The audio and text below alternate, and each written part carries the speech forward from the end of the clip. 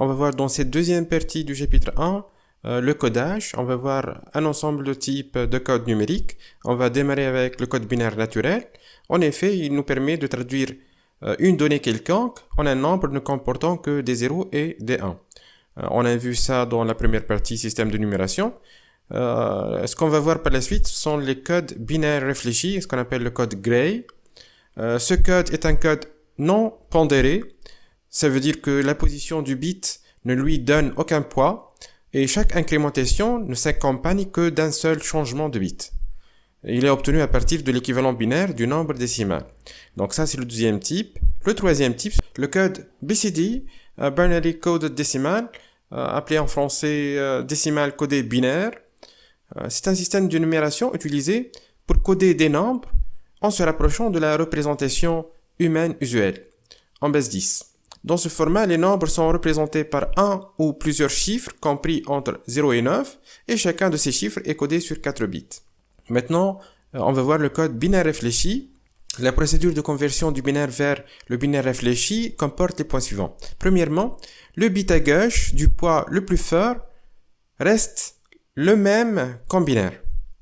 Deuxièmement, en partant de la gauche vers la droite, chaque bit est additionné à son voisin de droite. La somme est reportée à la ligne inférieure qui correspond au code Gray. Les retenues sont négligées. Et troisièmement, le code Gray comporte toujours le même nombre de bits que la représentation binaire ordinaire. Soit le nombre décimal 6, l'équivalent en binaire est 0,110.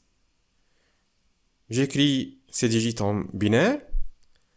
Je vais respecter l'algorithme. Je garde le bit de gauche du poids du plus fort. Ensuite, là, je vais faire la somme du bit à celui de droite. 0 plus 1, ça va nous donner 1. 1 plus 1, ça va nous donner 0 et un retenu de 1. Mais comme dans notre cas, on a dit que les retenues sont négligées. Donc, on va l'éliminer. Et 1 plus 0, ça va nous donner 1. Et tout ça, ça va nous donner 0,101. Donc, celui-là, c'est le code Gray.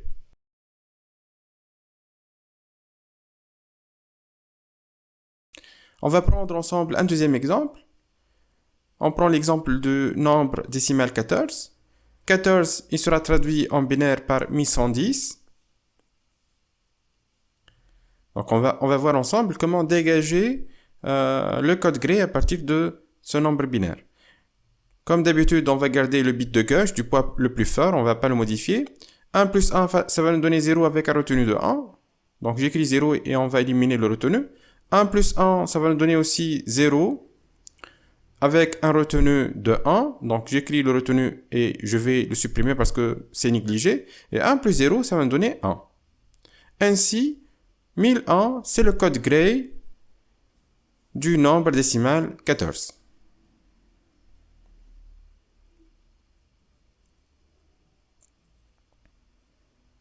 Une question qui se pose, si on a le code binaire, pourquoi utiliser un autre code? Pourquoi utiliser ce code Gray? D'accord? En réalité, il y a une chose très importante dans ce code Gray, c'est que chaque représentation ne diffère de sa précédente que d'un seul bit. Et c'est pour cette raison que ce système de codage est très utilisé dans les convertisseurs analogiques numériques, les CAN. Regardez bien, le passage de la valeur décimale 0, 40 vers le 1, on aura uniquement une modification au niveau de bit de poids le plus faible, ça veut dire celui de droite. Ensuite, le passage de 1 vers 2, dans un nombre binaire, le 1 c'est 00001, le 2 c'est 0010, donc là, pour passer du nombre 1 décimal au nombre 2 décimal, au niveau du binaire, on a changé de bits. Alors que vous remarquez bien, au niveau du code Gray, non, on a changé uniquement un seul bit. Ça veut dire, le bit d'indice 1, c'est uniquement lui qui a changé du nombre 0001 vers 0011. D'accord? Kiff. Le passage de 2 vers 3, c'est uniquement le bit d'indice 0 qui va être modifié. Au niveau du passage de 3 vers 4, c'est uniquement le bit d'indice 2 qui sera modifié. Le 0 va devenir 1. Le passage du 4 vers le 5, c'est uniquement le bit d'indice 0 qui sera modifié. Donc, il passe de 0 vers 1. Au niveau de passage du 5 vers le 6, c'est uniquement le bit d'indice 1 qui sera modifié de 1 vers 0, etc. Donc, on remarque que dans le code Gray, c'est uniquement un seul bit est modifié à la fois. Ainsi, dans le code Gray, chaque représentation ne diffère de sa précédente que d'un seul bit. Et c'est pour cette raison que ce système de codage est très utilisé dans les convertisseurs analogiques numériques, ce qu'on appelle les CAN. Convertisseurs analogiques numériques. Ça veut dire que ces composants qui font la traduction du signal analogique vers un signal numérique. En effet, dans la conversion d'une grandeur analogique, telle que la position de l'axe d'un moteur, en une grandeur numérique, il est préférable d'utiliser un code où les grandeurs successives ne diffèrent que d'un bit. Ceci permet d'éviter les erreurs de détection. En effet, ce code permet aussi d'éviter l'aléa suivant. En binaire pur, le passage de la valeur 0111 à 1000 peut engendrer des valeurs aléatoires comprises entre 0 et 1000. En effet, les bits ne changent pas de valeur de manière parfaitement simultanée. Ça veut dire là, au niveau du passage de 0111 vers 1000, on a 4 bits qui seront modifiés. Le 0 va devenir 1, le 1 va devenir 0 au niveau de l'indice 2, le 1 au niveau de l'indice 1 va devenir 0 et le 1 au niveau de l'indice 0 va devenir 0. Donc là, on a 4 modifications et lors des modifications, comme ils ne sont pas lancés de manière simultanée, on risque d'avoir des valeurs qui sont aléatoires au niveau du passage de la première valeur vers la deuxième. Et ceci, il peut être une source d'erreur. Le troisième code qu'on va voir ensemble, c'est le code BCD, Binary Code Decimal. Et on va voir un exemple là. Si on suppose qu'on a un nombre n est égal à 13 en base 10, et on va chercher l'équivalent en base 2 et en base BCD. Ce que vous remarquez qu'au niveau du code BCD, on a pris la présentation de code sur 4 bits et on va interdire l'utilisation des nombres 10 vers 15. D'accord? Donc, comme on va utiliser des chiffres de 0 à 9, donc on n'aura plus besoin des nombres 10, 11, 12, 13, 14 et 15. On va commencer par la conversion du nombre 13 décimal en binaire, et ceci, il va se faire par une succession de division par 2, et on va prendre le sens inverse des restes de division. Bien sûr, on s'arrête lorsque le quotient est égal à 0. Ainsi, 13 en décimal est égal à 1101 en binaire. Ça, ce qui concerne la conversion en binaire.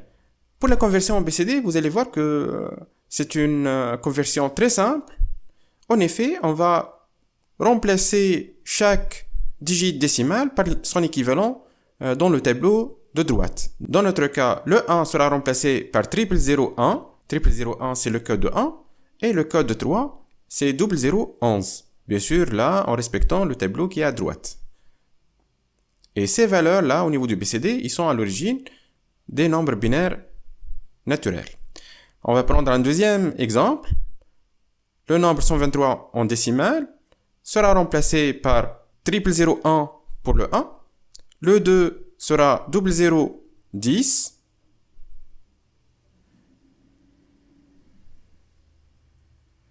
Et le 3, ce sera 0011.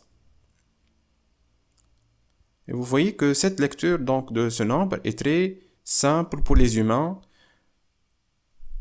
D'accord? Donc, chaque 4 bits présente un chiffre. C'est quoi l'utilité de ce type de codage, le codage BCD? En effet, il est très utilisé au niveau de stockage ou l'affichage de valeurs numériques. Étant donné que la conversion est très simple, très facile, elle ne nécessite pas de processeur et se rapproche des périphériques comme les afficheurs 7 segments.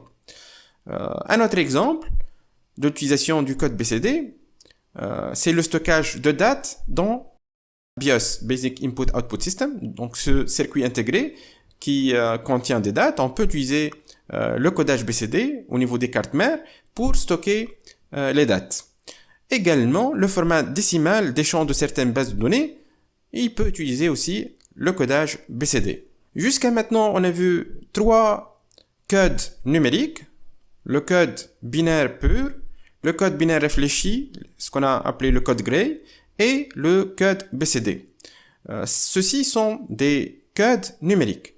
Maintenant, on va voir un petit exemple de code alphanumérique. Ce code, c'est le code ASCII. En effet, le code ASCII, c'est l'abréviation ASCII de American Standard Code for Information Interchange.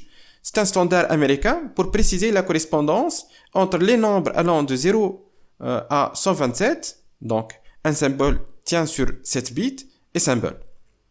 Bien sûr, il y a des versions d'extension pour ce code, mais juste là pour comprendre le concept. Comme vous voyez là dans le tableau à gauche, on a un ensemble de codes qui partent de 0 jusqu'à 127 à la fin du tableau. Et pour chaque nombre, on a associé une fonction ou bien un chiffre ou bien un caractère ou bien un symbole. Regardez bien, par exemple, le code 48 ASCII, ça nous donne le chiffre 0.